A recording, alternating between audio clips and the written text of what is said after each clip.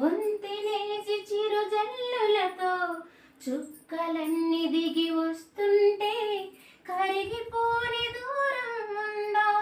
అంతులేని తన అల్లరితో అలుపులేని తన అలజడితో కెరటమెగిరి పడుతూ ఉంటే ఆకాశం తెగి పడుతుందా? మనసుంటే మార్గం ఉంది కదా, అనుకుంటే అందనిదుంటుందా? అనుకున్నవన్నీ మనకందినట్టే అనుకుంటే తీరిపోదా? ఒక్కసారి చెప్పలేవా నువ్వు నచ్చావని? ఓ చెంత చేరి పంచుకోవా ఆశని శ్వాసని?